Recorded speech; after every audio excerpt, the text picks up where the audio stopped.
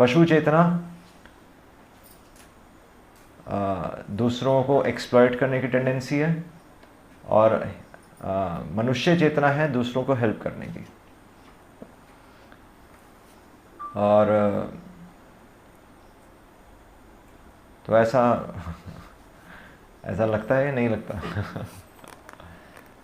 अभी हमारी स्थिति क्या है? अभी दूसरों को हेल्प करने की प्रवृत्ति नहीं है। अभी हमारी जो चेतना है वो ढकी हुई है। वास्तविक जो चेतना की बात हो रही है यहाँ पर, वास्तविक चेतना है कि जीवेर स्वरूप होए कृष्ण नित्य दास। पर अभी वैसे हमारी चेतना नहीं है। अभी हम, क्योंकि अभी हमारी चेतना कहाँ पर है? हाँ, और संसार दूर नहीं है एक्चुअली। संसार क्या है? हमारी आंखें, हमारे कान, हमारी त्वचा, ये संसार है ना। एक तो बाहर का संसार, पर संसार वो नजर आएगा जो ये आंखें देखेंगी, क्योंकि मंदिर भी यहीं कपूरथला में है, और आप किसी क्लब में जाएंगे वो भी कपूरथला में है। हम किसी स्थान को कैसे देखते हैं वो देखने की दृष्टि पर निर्भर करता है कि वो जगह क्या है। ऐसा है। तो वास्तव में देखा जाए तो अगर बहुत बारीकी से देखा जाए तो हमारी आंखें या हमारे सुनने की शक्ति, हमारे देखने की शक्ति, तो ये हमें मदद कर रही है या हमें भगवान से दूर लेके जा रही है? दूर लेके जा रही है। इसीलिए हमारी हर इंद्रिय अभी इस अवस्था में, दूषित अवस्था में एक्चुअली हमें करप्ट कर रही है। क्योंकि आप मंदिर में भी आएंगे पर मंदिर में भी ध्यान भटकेगा नहीं। सामने गीता भी खुली है, गीता पढ़ भी रहे होंगे, फिर भी ध्यान कहाँ जाएगा? किसी और चीज में चला जाएगा। और वो ध्यान नहीं है, बस हमारी आंखें ही देख रही हैं। हमारा दूसरा हाथ ही एक्चुअली हमारे अगेंस्ट है। आप देखिए, आप एक हाथ से गीता पढ़ रहे होंगे, दूसरे हाथ से बाल निकाल रहे हो या कुछ ना कुछ चल रहा होगा, कभी कोई खारिश हो रही, कुछ हो रहा होगा। तो इसलिए बहुत डेप्थ है इसमें कि हम संसार में कोई भी वस्तु देख रहे हैं तो हम और दूषित होते जा रहे हैं। इसलिए एक बच्चा, बोलते हैं ना, भगवान का अवतार है। एक बच्चा शुद्ध होता है, उसका मन साफ होता है, पर जैसे जैसे हम संसार को देखते रहते हैं वैसे वैसे हम करप्ट हो रहे हैं। जैसे ही हम प्रसाद को पाना शुरू करेंगे, वो प्रसाद नहीं रहेगा, वो भोग बन जाएगा। मंदिर में भी आकर हम घर की बातें करते हैं। तो हमारे देखने की शक्ति, सुनने की शक्ति, जो हम सुन रहे हैं उसमें से भी हम गलत चीज निकाल लेते हैं, अच्छी चीज नहीं ले पाते। और यहाँ पर प्रभुपाद जो ये कह रहे हैं तो सुन के कुछ ऐसा लग नहीं रहा है, ऐसा कुछ लग रहा है कुछ हमारे जीवन में परिवर्तन हो जाएगा। प्रभुपाद की कोटेशन पढ़ रहे हैं पर कुछ किसी को हुआ कुछ, मतलब नहीं हो रहा ना। तो वो क्यों नहीं हो रहा?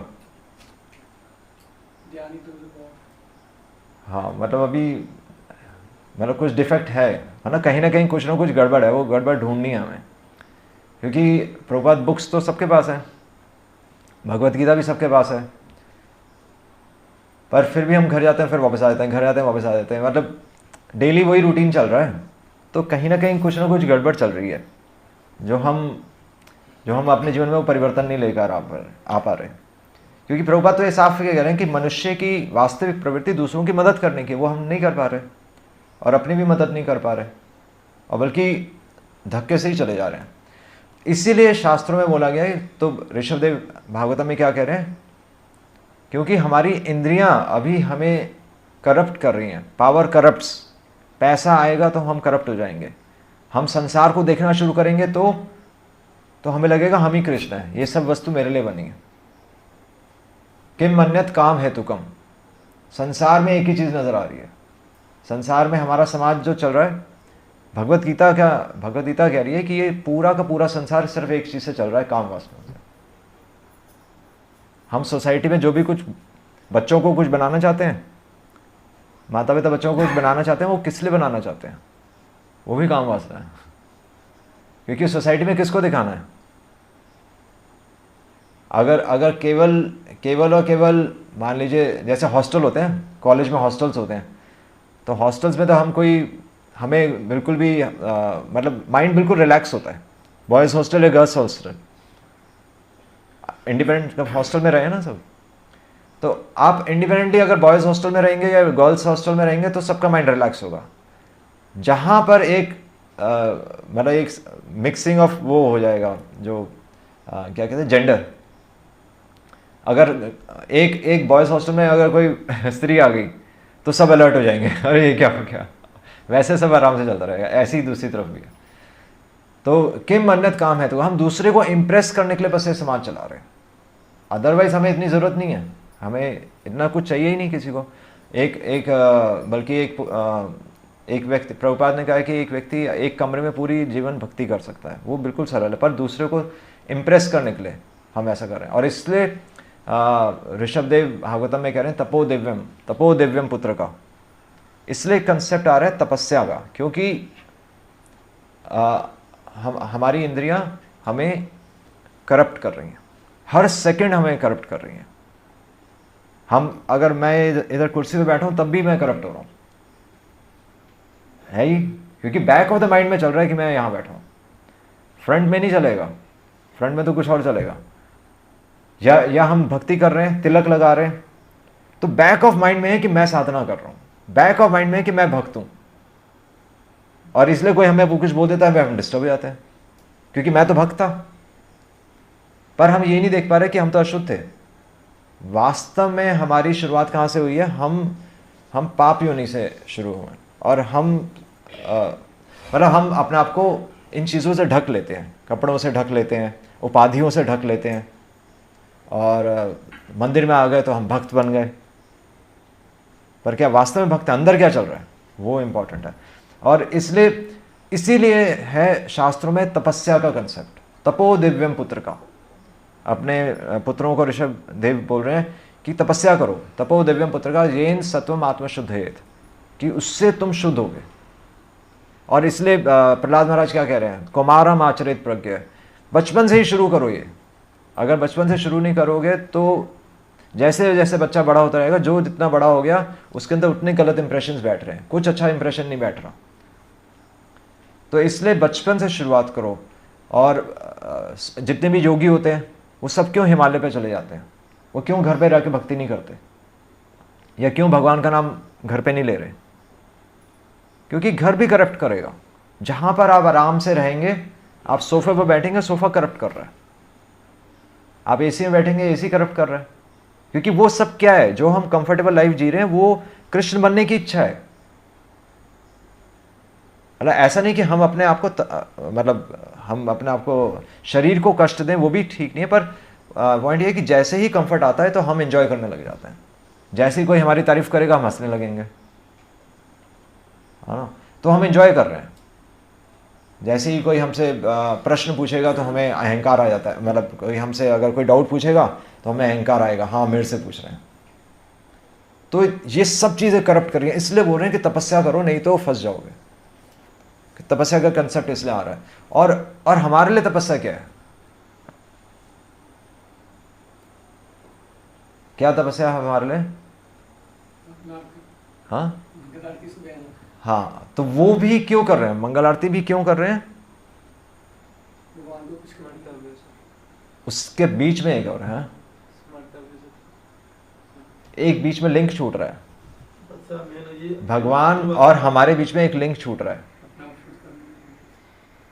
नहीं, वो लिंक कौन है? महत सेव्या, महत सेव्या, महत रजो पाद अभिषेकम। तो महान व्यक्तियों के रज, जो उनके चरण रज है, तो उनको अपने अभिषेक पर लगाने के, एक्चुअली उनको आदर देने के लिए हम मंगल आरती कर रहे हैं। नहीं, मंगल आरती हमारा क्या लेने देना भगवान से? है किसी का कुछ संबंध भगवान से?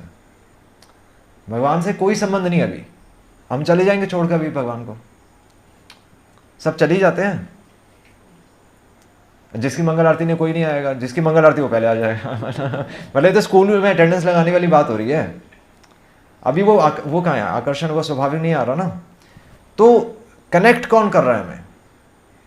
महान व्यक्ति जैसे प्रभुपाद कनेक्ट कर रहे हैं, महाराज कनेक्ट कर रहे हैं हमें, वो अपने जीवन से हमें करके दिखा रहे हैं, तब तो हम कनेक्ट हो रहे हैं, नहीं तो कनेक्ट नहीं हो सकते। अगर कोई लाइव एग्जाम्पल हमारे सामने नहीं होगा, हम कनेक्ट नहीं हो सकते भगवान से। हम कोई वो मीरा बाई या कोई वो थोड़ी मतलब कोई हम संत नहीं है। इसलिए हमें एक लाइव एग्जाम्पल, हमें एक लाइव गुरु चाहिए होता है, जिसका जीवन स्टडी करके हम इंस्पायर हो सकें और वो जीवन हम उस वैसा आचरण कर सकें। और इसलिए महान भक्तों की सेवा, और उनकी सेवा क्या है?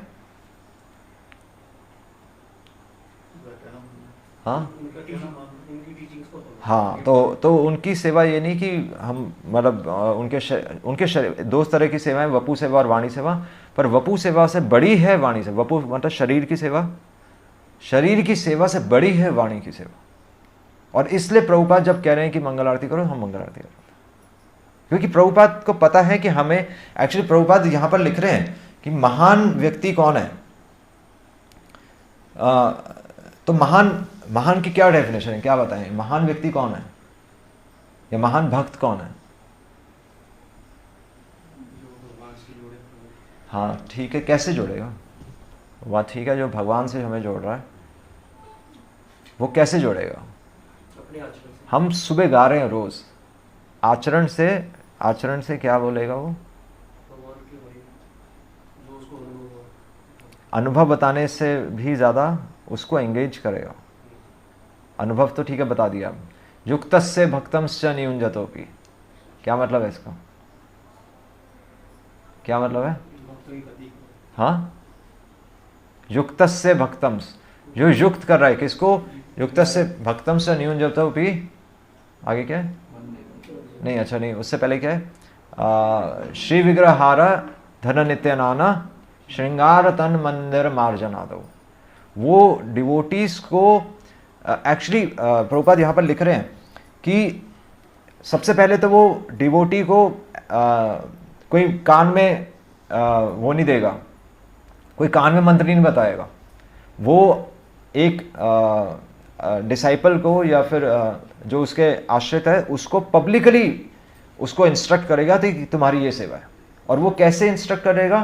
तो उसकी कैपेबिलिटी देखकर, वो जिस क्षेत्र में एक्सपर्ट है या वो जिस क्षेत्र में उसका इंटरेस्ट है, उस फील्ड में उसको सेवा देकर वो उसको एंगेज करता है।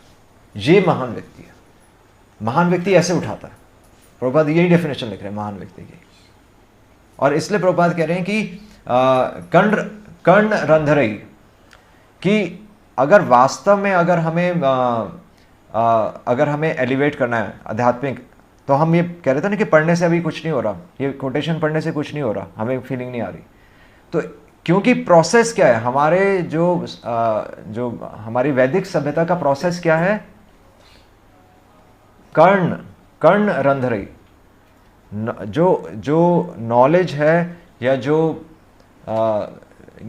विज्ञान सहितम, ज्ञान और विज्ञान कि प्रैक्टिकली कैसे करना है, वो कानों के जरिए जाएगा।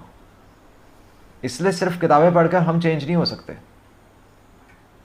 जो किताबें पढ़कर सिर्फ चेंज हो जाते हैं, जैसे प्रभुपाद की बुक्स लेकर कई डिवोटीज भक्त बन गए हैं, तो वो उनके शायद पिछले जन्म से आ रहा है। पर हमारे लिए एक साधारण व्यक्ति सिर्फ किताबें पढ़कर नहीं चेंज हो सकता, उसको महान भक्त के माध्यम से सुनना पड़ेगा। और इसलिए प्रोसेस है कर्ण रंध्रई। कर्ण कानों के माध्यम से फिर वो ज्ञान उसके हृदय को टच करेगा और फिर उसको इंस्पिरेशन मिलेगी कि मेरे को करना है। वरना सिर्फ कोटेशन पढ़ने से हमारा जीवन चेंज नहीं होगा। और इसलिए यहाँ पर बोल रहे हैं कि ही प्रभुपाद लिख रहे हैं यहाँ पर कि एक्चुअली डिवोटी, यहाँ पर बता रहे हैं कि ही इंस्ट्रक्ट्स, एक गुरु क्या करता है, एक teacher, he instructs him through the year, not privately.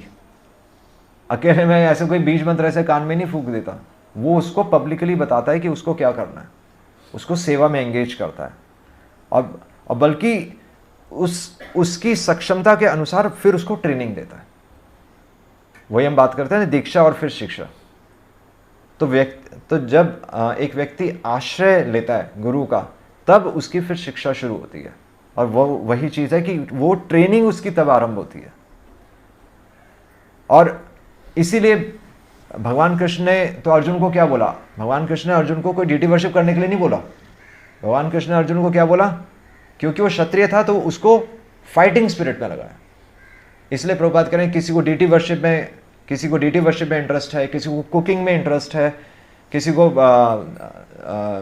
तो पब्लिक स्पीकिंग में इंटरेस्ट है, तो उसका इंटरेस्ट देखकर एक महान भक्त उसको सेवा में एंगेज करता है। इसके लिए हम महान भक्त के आभारी होते हैं कि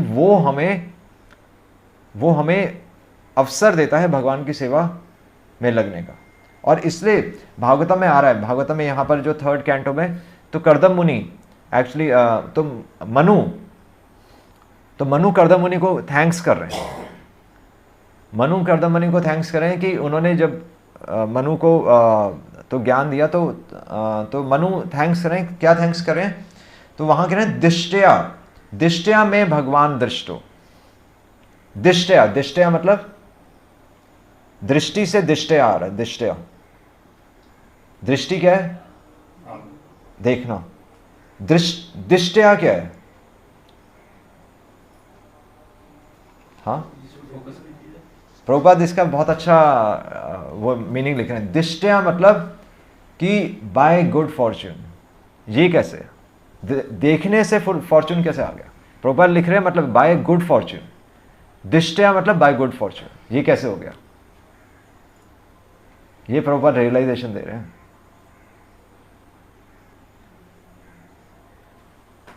दिष्टया में हिंट है, दिष्टया में भगवान दृष्टो, ये आंसर है। दिष्टया में भगवान दृष्टो, ये आंसर है। क्या आंसर हुआ, हाँ, दिष्टया में बाय गुड फॉर्च्यून कि मेरा सौभाग्य है कि आपने मेरे को इंस्ट्रक्शंस दी और आप मेरे को भगवान दिखा रहे हैं। ये है महान भक्त और ये शिष्य है। क्योंकि शिष्य सारा जो क्रेडिट है वो ये नहीं कहता कि भगवान कितने सुंदर लग रहे हैं, वो तो अहंकार है। एक डिवोटी हमेशा ये बोलता है दिष्टया में भगवान दृष्टो, कि आप मुझे भगवान के दर्शन करा रहे हैं। ये इसीलिए लिख रहे हैं कि हमारा सौभाग्य अगर कोई हमें भगवान के दर्शन करा रहा है ना। लोग, साधारण लोग क्या करते हैं, फोन करके हमें अपना सुनाते हैं बातें कि यहाँ ये हो गया, यहाँ ये, वो तो कूड़ा डाल रहे हैं अपना। लोग अपना कूड़ा हमारे ऊपर डाल के चले जाते हैं, उल्टा है। पर महान भक्त क्या करते हैं, महान भक्त भगवान के दर्शन कराते हैं, है ना। तो इसलिए कह रहे हैं महत्पाद रजो अभिषेकम, इसलिए ऐसे भक्तों का चरण धूलि अपने सर पर रख लो, है ना। तभी क्योंकि सोसाइटी इसी तरह जिस प्रकार हमारी इंद्रिय करप्ट करती हैं, जो हम कह रहे हैं, और इंद्रिय संसार है और संसार भी हमें करप्ट करता है। इसलिए भक्तों के एसोसिएशन में रहना होता है ना। और कैसे भक्तों के एसोसिएशन में रहना होता है, जो अपना कूड़ा ना डालें। क्योंकि हम सब, हमारा यही समाज है ना। अब तो इस समाज में सबका अलग अलग स्तर चलेगा, इसलिए अलग है। कनिष्ठ अधिकारी, मध्यम अधिकारी, उत्तम अधिकारी, सब अलग अलग है। इसलिए ऐसे भक्तों से संग करो जो कूड़ा ना डालें अपना, बल्कि अपना कूड़ा ना डालें। अगर चर्चा करें तो भगवान के बारे में चर्चा करें, हमें इंस्पायर करें। और इसलिए ये लिख रहे हैं कि अब मेरा गुड फॉर्च्यून है, तो अब क्या है, फिर कह रहे हैं दिष्टया तु अनुशिष्टो अहम। फिर कह रहे हैं कि लकीली कि मेरे सौभाग्य से आप मुझे भगवान दिखा रहे हैं। और दूसरा सौभाग्य क्या है,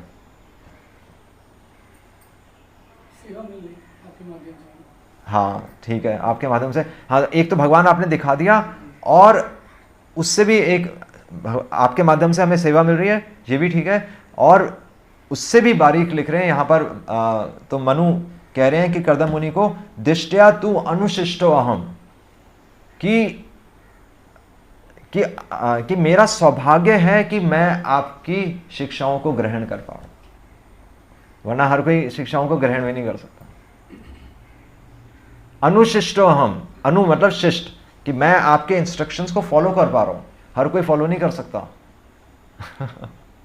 तो हमारा सौभाग्य है अगर हम प्रभुपाद की बात माने, हमारा सौभाग्य अगर हम गुरु महाराज की इंस्ट्रक्शंस को फॉलो कर पा रहे हैं, वो हमारा सौभाग्य है।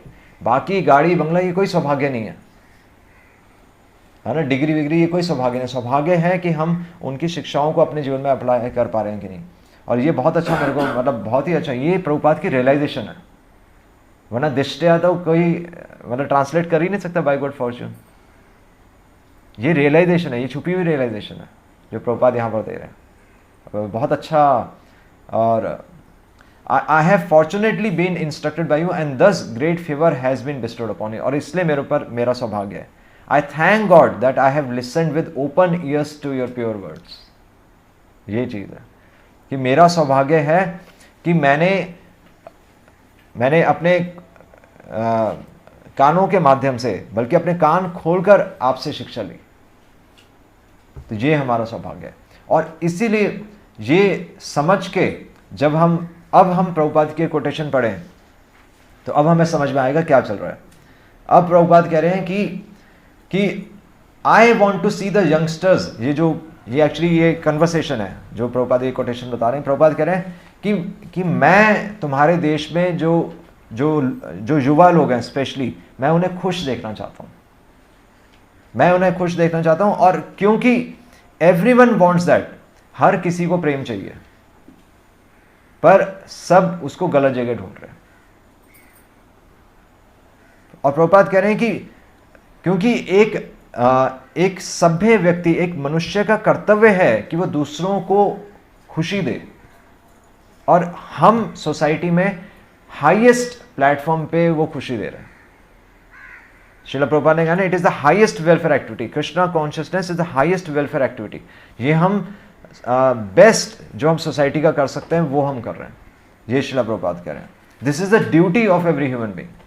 ये ऐसा नहीं कि हमें मतलब हमारे पास ऑप्शन है, ये हमारी ड्यूटी बनती है कि हम दूसरों को कृष्ण भक्ति ही दें। और इसलिए श्रील प्रभुपाद कह रहे हैं कि अगर आपके पास कोई अच्छी चीज है तो आप उसको डिस्ट्रीब्यूट करोगे। और यहां पर तब फिर प्रभुपाद कह रहे हैं कि the animal propensity is to exploit others. अब यहां पर ये स्टेटमेंट प्रभुपाद कह रहे हैं कि पशु चेतना तो यह है कि बस खा लो, भूख लगी खा लो।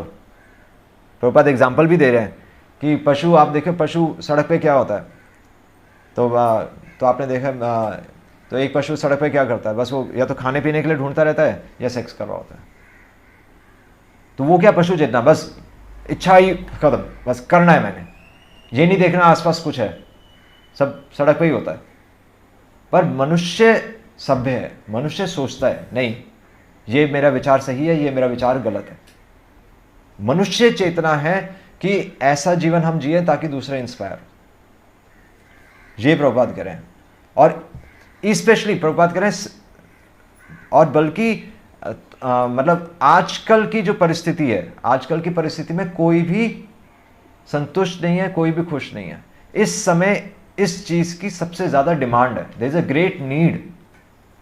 और इसीलिए सबसे बड़ी सेवा यही है कि दूसरे को आत्मा के स्तर पे लेकर आया जाए और उसको ऊपर उठाया जाए। क्योंकि सबसे ज्यादा नीड इसी चीज की है ना। सबके पास, बाकी सबके पास भौतिक वस्तुएं सारी हैं, पर हमें क्या सोचना है यही नहीं पता। हमें उन चीजों से क्या करना है यही नहीं पता हमें। हम संसार में चीजों को अपने लिए यूज करके हम पाप इकट्ठा कर रहे हैं। उन्हीं चीजों को अगर हम भगवान की सेवा में लगाएं या प्रचार में लगाएं तो हम प्यूरिफाई हो जाएंगे। बस ये प्रभुपाद कह रहे हैं, ये ट्रेनिंग है। और प्रभुपाद कह रहे हैं कि इकोनॉमिक, आर्थिक विकास तो बहुत कुछ हो चुका। बल्कि प्रभुपाद वहाँ पर 1968 की बात है, अमेरिकन को प्रभुपाद कह रहे हैं कि तुम्हारे कंट्री में तो सारा आर्थिक विकास है, तुम्हारे पास तो सब पैसा है, पर फिर भी तुम संतुष्ट नहीं हो। तो आर्थिक विकास से संतुष्टि नहीं आती। हमारा सारे प्रयास आर्थिक विकास की तरफ है। हम पढ़ाई भी जो कर रहे हैं, बच्चों की पढ़ाई करा रहे हैं, वो भी आर्थिक विकास के लिए करा रहे हैं, इकोनॉमिक डेवलपमेंट के लिए। बड़ा सबको ज़्यादा पैकेज चाहिए ना, ज़्यादा पैसे चाहिए। सब जॉब जो चेंज कर रहे हैं सबको ज़्यादा पैसे चाहिए। ज़्यादा पैसे क्यों चाहिए? हमने बात की किम अन्यथ काम है तो कम। दूसरे सेक्स को इम्प्रेस करने के लिए, सिंपल। इस पे अगर कोई मनन करेगा उसको सिंपल पता चल जाएगा यही हो रहा है, और कुछ नहीं हो रहा। और इसलिए प्रभुपाद कह रहे हैं कि मेरा मिशन यह है कि लोगों को कृष्ण भक्ति दे, क्योंकि कृष्ण भक्ति से संतुष्टि आएगी और कृष्ण भक्ति से वो व्यक्ति खुश रहेगा, और जब वो खुश रहेगा तो वो दूसरों को हैप्पी रख सकता है। ये प्रभुपाद ऑल्टरनेटिव दे रहे हैं, यही है महत रजोपाद अभिषेकम। ऐसे शुद्ध भक्तों का चरण रज हमें मस्तक पे लगाना चाहिए, और हमारा सौभाग्य है कि हम प्रभुपाद के इस मिशन में। और इसीलिए जो व्यक्ति अपना कूड़ा हमारे ऊपर डाल रहे हैं, हमें उनसे कुछ लेना देना नहीं, है ना। प्रेम, मैत्री, कृपा, उपेक्षा। प्रेम भगवान से करना है, मैत्री भक्तों से करें, कृपा जो अज्ञानी है उन पर कृपा करें, और जो द्वेषी हैं, जो अपना कूड़ा दूसरों पे डाल रहे हैं, उनकी आप उपेक्षा कीजिए, उनसे दूर रहिए। सिंपल। बस ये शिला प्रभुपाद का मैसेज है। हरे कृष्ण। शिला प्रभुपाद की जय।